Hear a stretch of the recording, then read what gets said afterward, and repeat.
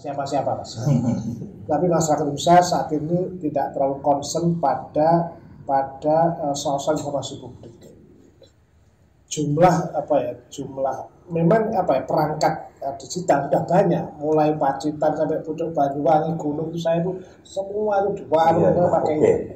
Persoalannya adalah apakah informasi yang disediakan Mas Bey itu nyampe di sana? Ya, saya pikir ini yang harus dilakukan. Jadi memang melihat perubahan yang begitu cepat di masyarakat ini, yang kita lakukan juga harus jauh lebih cepat. Nah, konteks keterlibatan masyarakat ini saya pikir mahasiswa dan peserta didik ini kan jumlahnya juga luar biasa. Nah, bagaimana sebenarnya kita punya strategi yang masif, sistematis dan masif, tetapi juga berkualitas terkait tentang literasi digital itu sendiri. Dari Pak Gino kan menekankan arti penting formal opinion leader. Tetapi satu hal yang tetap kita perlu catat adalah apakah itu informal opinion leader. Kemudian yang kedua adalah para influencer. Itu tetap menjadi tugas besar kami. Karena disampaikan oleh Pak Suko kalau beliau jadi dosen. Yang penting itu ya adalah peer. Jadi rekan sebaya. Apapun ketika itu kita lakukan, itu akan lebih dan itu nanti masuk di sekolah, Mas, di mahasiswa. Ya. Itu fair teaching itu menjadi kata kunci. Betul. Jadi nanti masuk itu barangnya. Jadi fair teaching di tingkat siswa dan kan milik mereka. Iya. Kalau saya kan hanya punya masalah sila. Itu pun literasi digital sebaya. Programnya. Itu good idea. Jadi betul. Tadi komunikasi itu akan berlangsung bagus ketika mereka punya selevel, punya experience yang sama. Saya pidato anak muda, Pak Sukowi ngomong apa, tapi masuk barang muda. Masuk semacam. Saya kira ini masuk barang itu. Terima kasih. Terima kasih.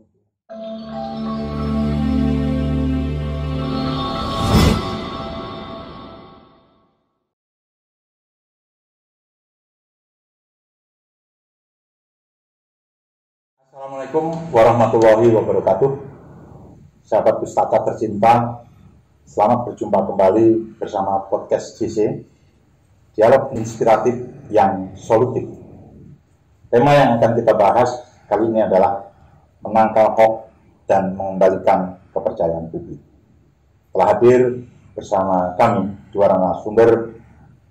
Yang pertama, Dr. Andes Beni Sampirwanto, Magister Sains, Kepala Dinas Komunikasi dan Informasi Provinsi Jawa Timur. Selamat datang Pak Beni dan salam sehat. Terima kasih, salam sehat. Jangan lupa kita selalu menerapkan protokol kesehatan.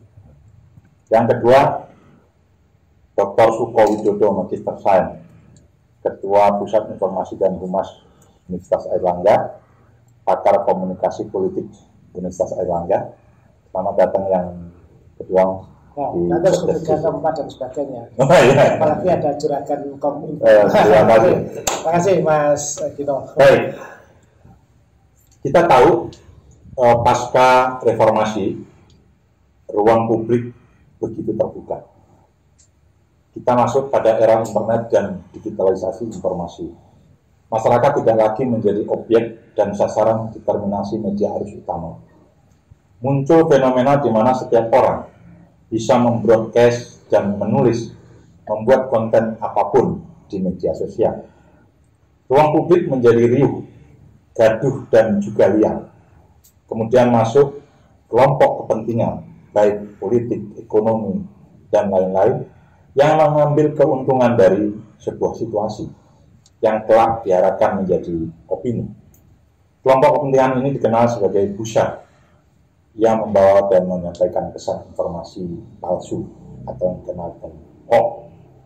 Karakter informasi yang begitu mudah bergerak, berubah, bereproduksi, dan beranak pinak, ini kemudian diolah, ditimpali, dan digoreng oleh para buzzer untuk membakar emosi dan keyakinan diri publik. Akhirnya, publik tidak lagi bisa membedakan mana informasi bohong, mana informasi yang benar. Informasi yang dari sumber resmi harus utama tidak lagi menjadi rujukan, kepercayaan publik menjadi menurun. akhirnya masyarakat terjebak dalam situasi di mana sesuatu yang tidak benar justru dianggap sebagai sesuatu kebenaran. Fakta objektif tidak lagi menjadi pertimbangan karena publik lebih mengedepankan emosi dan keyakinan diri. Terlampaunya logika publik ini dikenal dengan istilah post-trust atau terlewatinya kebenaran. Melihat fenomena yang demikian, tentu kita berharap masyarakat kita juga teredukasi dan kemudian bisa mengkonsumsi media informasi ini secara cerdas. Tentu Mas Suko punya kiat-kiat dan jawaban bagaimana sebenarnya melihat persoalan ini. Monggo. Saya kagum sama Mas Gino Rinci, presenter yang top. Menarik itu kalimat itu, narasinya bagus sekali, Mas. Mumpung ada Mas Gino ini, saya tertarik melihat Jawa Timur karena Jawa Timur itu menjadi bagian concern kami. Jadi saya ini di pusat pengembangan media dan kehumasan, tidak di pusat informasi lagi, tapi saya pusat pengembangan media dan kehumasan, dan saya merasa respect pada GC podcast ini karena mencoba untuk menjawab kegalauan saya selama 11 tahun. Wow, galau 11 tahun Mas. Jadi sejak tahun 2008 ketika undang-undang ini disahkan, saya dengan sejumlah waktu itu Mas Benny belum. Waktu Mas Benny masih muda. Kalau saya mudah-mudahan sehat. Kami mengenalkan undang-undang itu dan memang benar bahwa salah satu kebutuhan demokrasi, kebutuhan membuat good governance adalah terjadinya informasi publik. Nah, undang-undang itu menang. Kami keliling sana, kami kemudian membuat komisi informasi mulai yang pertama dulu dan sekarang tahun ke-11. Nah, dalam perjalanannya ketemulah dengan sohib saya ini. Itu saya ahli bahasa Inggris ini, tapi ahli kerjasama lah, ketemulah dan akhirnya Mas Benny di Kominfo dan terus sampai sekarang ya Mas, kita masih sering yang kita sosialisasikan bukan hanya di Mas di masyarakat umum, tapi banyak juga aparat-aparat atau pejabat atau dunia orang-orang yang perwakilan pun yang belum paham terhadap makna dari undang-undang ini. Atau mereka sudah melakukan tapi nggak paham bahwa prosedurnya harus ada sesuatu. Disitulah kemudian kami jalan bukan celakanya atau beruntungnya ya. Hari ini seperti yang Anda sampaikan tadi Mas Gino, beda nih hoax sama berita susah dong Mas. Kadang-kadang malah hoaxnya itu dianggap lebih benar. Jadi kalau satu orang lihat misalnya di gelas itu ada air misalnya, saya mengatakan air. Tapi sekitar 9 orang saya enggak itu soda kok. Nah, orang saya soda itu ya. Ini kan butuh waktu membuktikan bahwa ini loh air. Nah, menurut saya Mas Benny masih punya tanggung jawab untuk terus menjelaskan soal keterbukaan informasi publik. Nah, terutama hari ini yang kita lihat adalah desa-desa. Desa-desa, guru-guru, sekolah-sekolah ini kan mohon maaf ini kadang jadi objek. Nah, orang-orang yang tidak bertanggung jawab untuk memelintir atau mereka pun juga tidak tahu bahwa ada harus dipertanggungjawabkan. Jadi ini saya kira pekerjaan rumah yang cukup kita waktu karena dengan adanya teknologi itu masyarakat juga punya alat. Ini kan sama dengan begini, dia diberikan sepeda motor tapi gak ngerti rambu-rambu lalu lintas, kebut pora dan sebagainya. Mas Benny harus berikan SIM-nya. Mas Gino dengan sisi podcastnya wajib main hukumnya, wajib main harus diganti ini bagus ini untuk memberikan SIM-nya aturannya. Karena kalau nggak diatur nanti ya sudah orang membuli saya. Sekarang presiden dihina, gubernur dihina, nggak ada martabat sama sekali. Undang-undang ini memberikan ruang yang bebas, tapi sekaligus juga harus ada perlindungan, masuk telanjang begitu dan orang saat menaik diri. Kira-kira itu dan tahun 11 tahun dari undang-undang dilaksanakan, menurut saya seketika juga hadir teknologi yang begitu masif seperti ini, maka ya harus kita pandu lagi.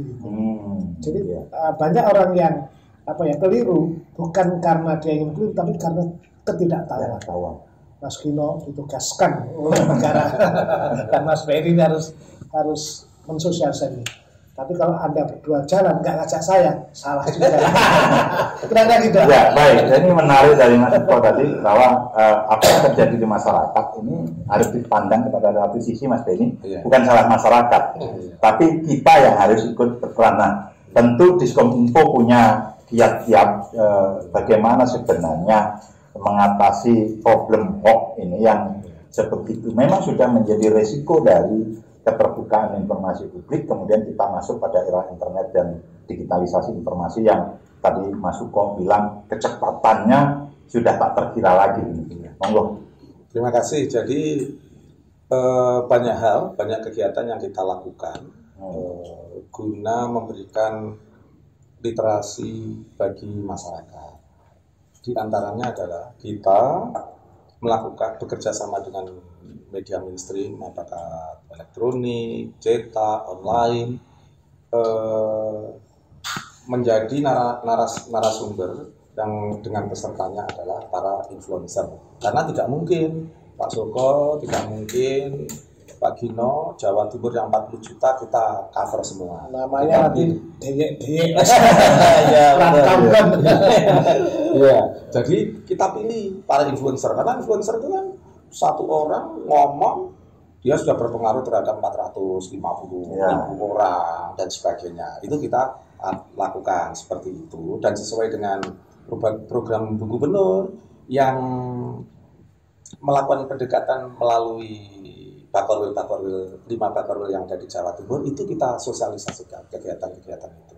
Jadi kita ada kemitraan antara media sosial, media mainstream dengan influencer media sosial. Kemudian kita juga mengoptimalisasi peran PPID, penanggung jawab informasi daerah.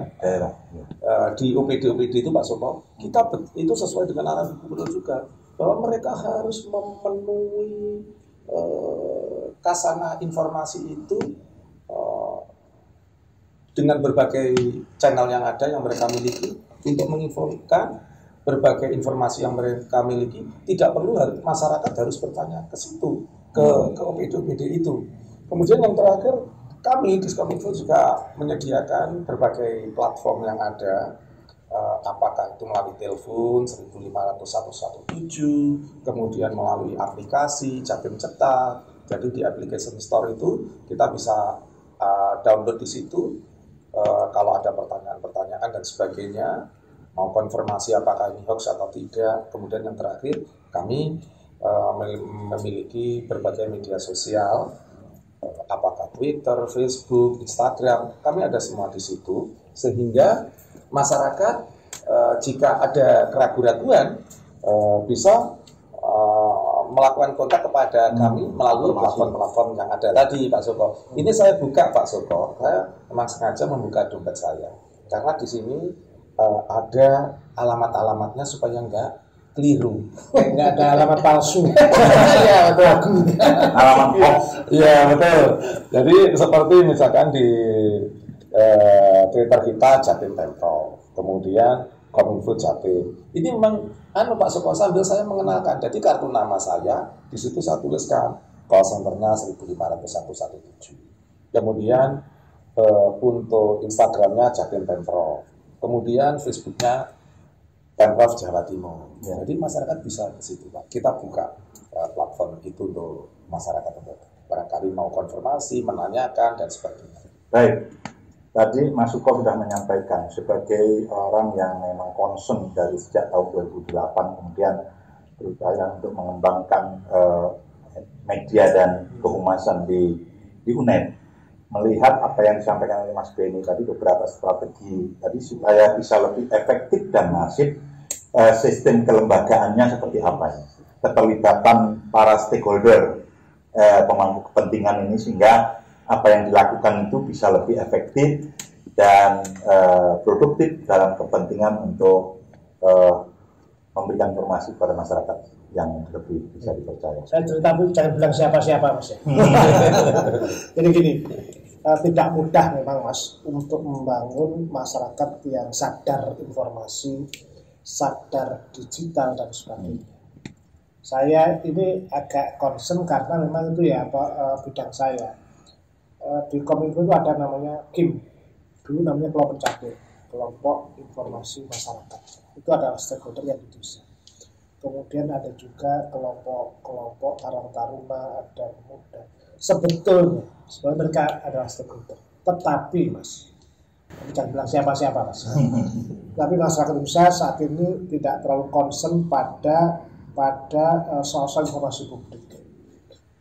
Jumlah memang perangkat digital sudah banyak, mulai Pacitan sampai Pucuk Banyuwangi, Gunung itu saya itu semua itu pakai ini. Persoalannya adalah apakah informasi yang disediakan Mas Ben itu nyampe di sana? Ya. Apakah alamat Mas Ben itu pemprov.jatim.go itu mereka sampai ke sana? Saya belajar dari proses bagaimana keluarga berencana itu untuk sampai pada kesadaran kabel itu butuh waktu 23 tahun. Nah ini baru 11 tahun ya, kan 2008 itu baru didok undang-undang itu 30 April. Terus kita dibentuk di Jatim dulu pertama ketiga di Indonesia ini membentuk komisi informasi. Jadi bekerja dari 11 tahun. Dia butuh 23 tahun. Jadi yang jadi soal adalah perangkat sudah ada, aturan sudah ada, pemerintah sudah lakukan, tapi belum nyambung, sinyalnya belum connect ya. Ya, sebagai seorang peneliti juga saya meneliti ke masyarakat apa yang disukai, misalnya media yang dipilih apa, mulai Facebook dari yang seperti itu dan sebagainya. Terus sekarang apa? Grup WA, terus platformnya macam-macam. Terus kemudian kita cek juga apa yang menjadi isu atau publik itu ternyata persoalan-persoalan yang disampaikan Mas Ben, misalnya penjelasan soal kebijakan pertanian, kebijakan Bapeda, itu mereka nggak terlalu paham. Nah, yang jadi soal kenapa? Itu kadang sudah dilakukan tapi nggak tahu. Orang lebih suka nonton drama Korea, orang lebih suka informasi yang pertikaian pilpres dulu masih penyisakan. Kamu kadrun, kamu cebol. Saya sedih banget. Ini jadi ingat Pancasila sudah Pak Karno itu membangun menjadi gagal. Ini yang saya kira itu harus dirumuskan. Makanya saya diundang JC podcast ini karena masalahnya ini saya tidak bisa tidur semalam belajar Mas. Tapi kira-kira Mas, ini perkara serius. Jadi menurut saya tidak ada salahnya misalnya ada kebijakan ulang terhadap penjelasan informasi publik ini. Jadi gimana caranya mengempower, mengangkat masyarakat untuk sadar terhadap ini, sadar terhadap informasi publik. Ya lagi-lagi bagian pemerintah melakukan itu. Pemerintah harus sadar itu, ya Dewan, DPR juga harus, karena termasuk DPD saya kira, karena di parpol itu termasuk lembaga yang soal informasinya publik juga mulai yang menjadi catatan ini kami itu loh. Jadi maka mari kita katakan sejujurnya daripada ada kusta di antara kita. Jadi belak-belakan, gaya jatuhan, cetot-cetotan, Pak Beni siap, akademi siap. Nah, sekarang gimana solusinya? Ya kita carikan solusi. Nah, kayak kita podcast ini jangan jadi satu titik, keliling Mas, keliling ke pasar. Di India itu mengajarkan informasi publik itu pakai ini loh, kayak dulu pakai mobil penerangan, mobil keliling di pasar. Apakah saudara tahu cara bikin KTP? Apakah tahu? Mereka masyarakat datang semacam itu. Kita teknologi memang sudah digital, tapi perilaku komunal, manual lah. Maka ya kita datang aja ke masyarakat pelan-pelan. Saya kira mungkin 5 atau 10 tahun sudah bagus lah. Tapi hari ini jangan ditanyakan progres itu. Jadi yang dilakukan penyelenggaraan BPD Mas Ben tadi, menurut saya masih dalam tahap pada prosedural. Tapi substansial karena apa? Karena salah satu partisipasi publiknya kurang. Mohon maaf, lembaga itu hanya mengkritik saja. Tapi ketika diberikan jawaban yang benar, kadang nggak respon. Itu kan harus dipertemukan. Jadi tugasnya Mas Guno lah untuk mempertemukan. Baik, saya pikir kita menarik nih Pak Benny. Ada kecepatan informasi yang disampaikan oleh pengelola informasi publik, kemudian ada lembaga yang mengurusi tentang itu, kemudian pilihan terhadap media yang digandrungi masyarakat, tadi Mas Suko sampaikan itu menjadi penting juga, karena kalau kita masyarakat sudah sebegitu welcome dengan informasi yang berbasis digital, sementara cara pandang kita masih yang manual, ini jelas akan selalu tertinggal. Kemudian bagaimana kita mengkreat masyarakat itu bisa terlibat secara masif di dalam upaya-upaya ini, saya pikir ini juga harus menjadi concern Diskominfo, gitu. Tadi jawabannya dari Pak Suko. Tadi itu perlu dilakukan research. Kenapa yang satu suka drama Korea, yang satu kita seperti ini, nggak nyambung deh Pak Suko ya. Artinya kan harus dilakukan penelitian. Kira-kira gimana ya supaya program-program pemerintah itu bisa nyampe kepada mereka. Karena selama ini kita menganggap bahwa semua itu sudah terdigitalisasi. Ternyata menurut Pak Suko belum, ini dia masih sikapnya masih manual ya. Saya datang Pak Lurah ya, tak lihat itu ponsel itu bagus. Punya Mas Guno kalah. Saya tapi dia hanya memanfaatkan untuk masih tak suruh internet, enggak bisa cuma WA sama SMS itu dong. Aman gitu loh. Itu berarti berteknologinya kurang. Di negara-negara maju misalnya itu biasanya kaum kasepuan kayak saya itu kan nggak ngerti perkembangan komputer, dikenalkan di desa misalnya, saudara ini komputer ini fungsinya apa, jadi mereka ada kayak posyandulansia yang ada pusat informasi itu gitu. Nah kemudian terus pelan-pelan, jadi ini harus dikeroyok bareng, tidak bisa ini sendirian. Kampus atau kominfo tidak bisa, harus saling menunjang misalnya. Saya cerita saya ini boleh bilang siapa-siapa. Ini ada di BKKP itu ada film tentang Dokter Sartika dengan Departemen Kesehatan. Kita masih di Nurbaya yang terkenal. Apa bedanya dengan drama Korea? Mereka lebih hebat. Sekarang kita lihat misalnya film Tilik, film pendek, itu kan menarik. Tidakkah kemudian pihak pemerintah melakukan dengan cara itu? Kalau pidato itu masyarakat berarti pidato. Nah ini mungkin menjadi inspirasi bagi yang jadi datang dibikin sinetron itu bintangnya Mas Guno jadi pahlawan. Ya, saya pikir ini menjadi menarik, Mas Benny. Artinya opinion leader yang ditawarkan kepada publik harus lebih juga pilihannya menjadi lebih beragam.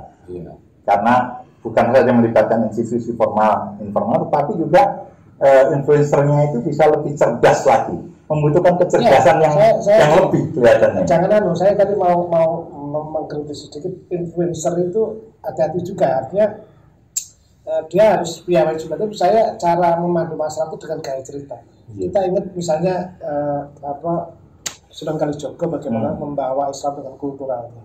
Ini yang kita sebut dengan strategi kultural untuk komunikasi publik. Dengan cara itu. Nah, sukanya sinetron, ya sudah dipanggil sinetron bagus. Ini saya munculkan, tapi jangan boleh bilang sama-sama. Kemarin Mas Benny kita ya pengen. Ya jadi nanti kami perlu bekerja lebih banyak lagi dengan dunia kampus, termasuk Pak Suko. Tadi bagaimana strategi-strategi yang menjadikan lebih mengena materi-materi yang kita sampaikan kepada masyarakat. Memang Pak Suko kalau untuk influencer sendiri, memang dia secara teknis memiliki keahlian-keahlian ya. Tetapi untuk kontennya, untuk isi kan bisa kita bekerja sama dengan mereka. Saya pikir ini yang harus dilakukan. Jadi memang melihat perubahan yang begitu cepat di masyarakat, ini yang kita lakukan juga harus jauh lebih cepat. Nah, konteks keterlibatan masyarakat ini saya pikir mahasiswa dan peserta didik ini kan jumlahnya juga luar biasa. Nah, bagaimana sebenarnya kita punya strategi yang masif, sistematis dan masif, tetapi juga berkualitas terkait tentang literasi digital itu sendiri. Membangun kecerdasan masyarakat di tingkat basis yang memang ini menjadi kebutuhan. 100 tahun yang lalu, waduh Mas. 1918, 1920 itu kan ada flu Spanyol ya. Itu juga pandemi dan kita urutan ketiga kematiannya bisa jutaan orang. Karena memang waktu itu belum ada media informasi, medsos yang mengajarkan kita. Hari ini COVID. Virus itu muncul, tapi ketemu viral. Nah, ini bahaya malah. Jadi ternyata berarti padahal dalam beberapa disertasi mengatakan bahwa kurang informasi itu menjadi masalah problem. Nah ini tsunami informasi jadi problem juga. Berarti kan belum ada cara memilah kewarasan berpikir kita sebagai tanggung jawab dan sebagainya. Makanya hate speech, ulama itu diprotes dan sebagainya. Saya kira ini menjadi titik balik kita untuk sekali lagi melihat persoalan. Jadi narasumbernya acara ini kalau bisa diperluas selesai. Siapa? Ya Pak Kepala Desa, kemudian Pak Camat, LSM diajak ngomong di sini. Satu. Yang kedua, program apa? Yang melek teknologi itu anak muda. Mahasiswa di Jawa Timur juga. Rektornya diundang, dialog tolong KKN dilakukan. Dididik oleh Mas Benny, ketemulah di sini. Masyarakat disrupsi digital ini, revolusi komunikasi hanya ketemu ketika ada pola adaptasi. Kita teknologinya maju, tapi kemudian kita tidak meninggalkan wasilah, artinya pengetahuan yang dimiliki oleh Pak Benny. Pertemuannya yang kita pilih antar generasi. Ini problem tidak hanya pada informasi, jadi politik, ekonomi, macam-macam. Misalnya begini Mas, di Jawa Timur itu data yang dari Pak Ben itu kan UMKM itu paling banyak. Tapi sekarang agak goyah karena datang barang-barang.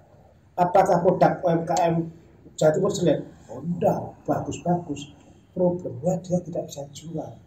Ketika diajari teknologi, harus nilai payo. Di sini ada pertemuan. Ini pertemuan, nanti saya punya kisah bagaimana cara menjual sambal anak muda dengan orang ketemu itu bisa.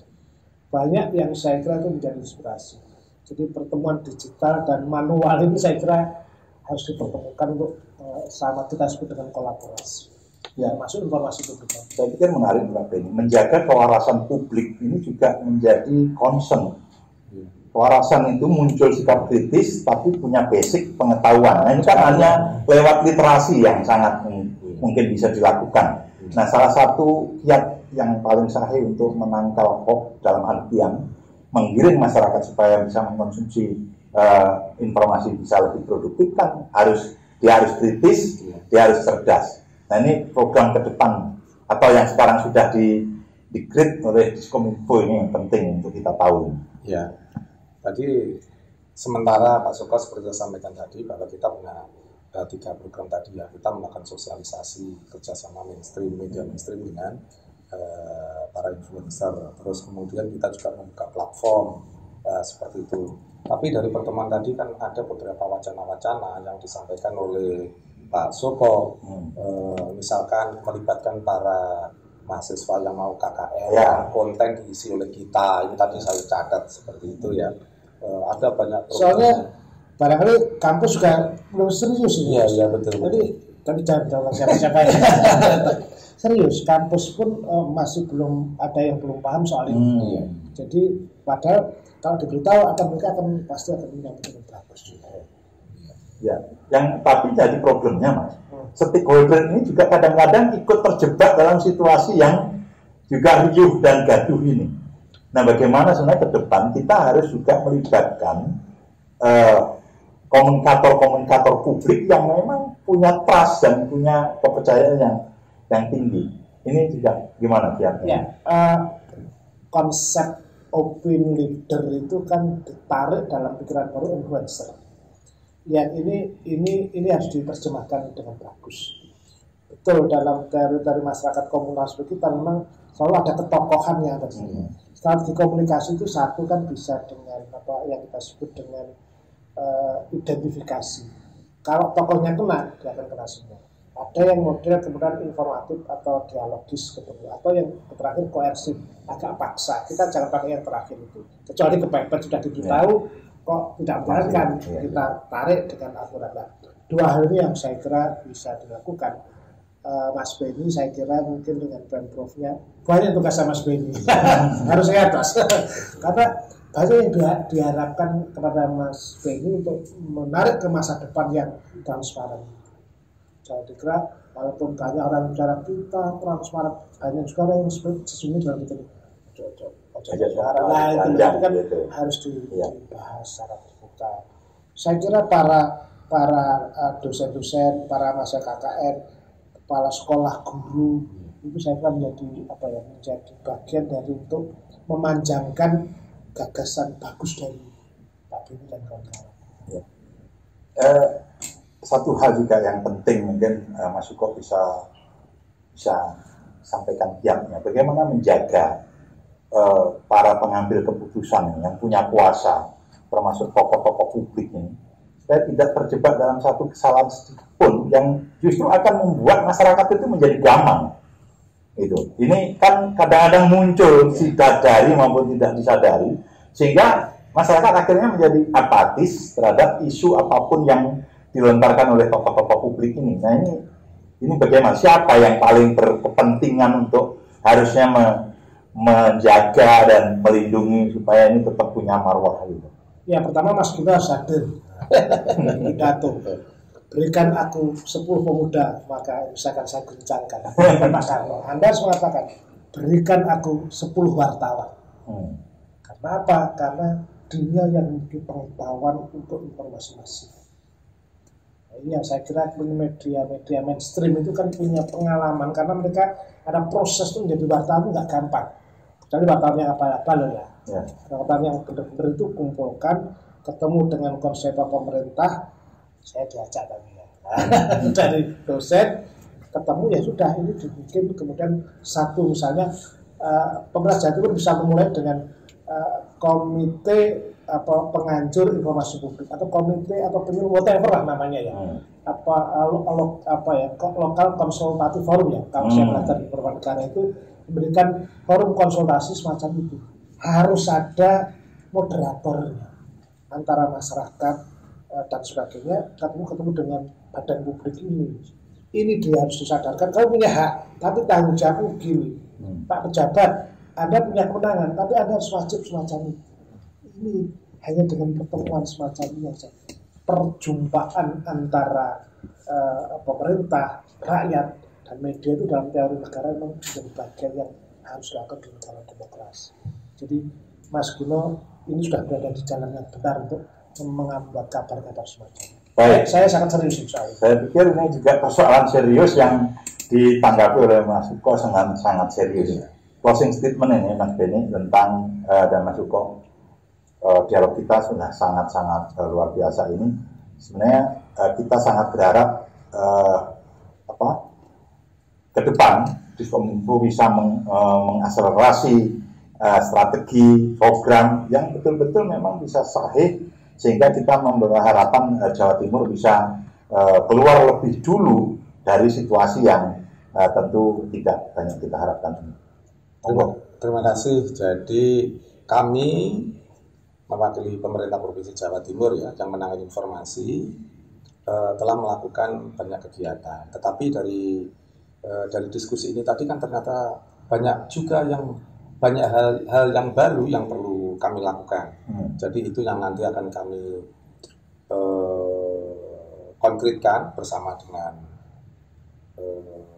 dunia kampus termasuk Kak Suko. Tadi ternyata kan misalkan Pak Gino tadi menyampaikan bahwa bagaimana opinion leader, formal opinion leader ini yang pengaruhnya sangat besar bisa sesuai dengan harapan. Ternyata kan kata kuncinya adalah, salah satunya adalah membuat consultative forum. Tadi itu ya, local consultative forum. Ini kan harus dilakukan Pak Suko. Jadi seperti itu. Kemudian juga keterlibatan para opinion leader mungkin tidak pada medium ya. Misalkan kepala sekolah, kampung, yang itu perlu dilakukan. Jadi ini menjadi catatan kami untuk bagaimana supaya pesan-pesan yang ingin perlu kita sampaikan kepada publik bisa nyampe, karena tadi katanya kan lack of information, karena ya gap of information gitu ya. Kami rasa itu closing statement saya, Pak Gino. Sorry. Indonesia sudah berada pada track yang secara perencanaan bagus ketika ada undang-undang otonomi ke daerah, ketika ada undang-undang keterbukaan informasi. Tapi banyak yang mengatakan otoritas kepada daerah itu dianggap tidak mampu. Saya tidak setuju dengan pendapat itu. Bukan tidak mampu, tetapi kita butuh untuk dialog bersama. Desa telah menjadi basis pembangunan, dan itu dalam konteks masa depan itu sudah tepat. Ya. Teknologi sudah siap. Persoalannya bagaimana mengempowerment masyarakat desa. Saya tidak ingin desa yang menjadi andalan pembangunan itu kemudian menjadi rusak karena fitnah, karena hoax, karena orang-orang yang tidak bertanggung jawab, atau karena ketidaktahuan. Maka menjadi penting bagi kita semua untuk mendudukkan persoalan ini dengan terbuka. Para politisi, para pengambil kebijakan, mari turun ke desa untuk mendengar suara mereka, kemampuan mereka, sekaligus bisa menjaga masyarakat Jawa Timur, masyarakat Indonesia untuk bisa masuk dalam dunia dalam kehidupan demokrasi yang kemudian bisa bermanfaat bagi kemakmuran dan sekaligus keadilan masyarakat. Baik, saya kira ini closing statement yang luar biasa. Persoalan kita terkait tentang keterbukaan informasi berikut dampak ikutannya. Memang ini bukan persoalan yang mudah.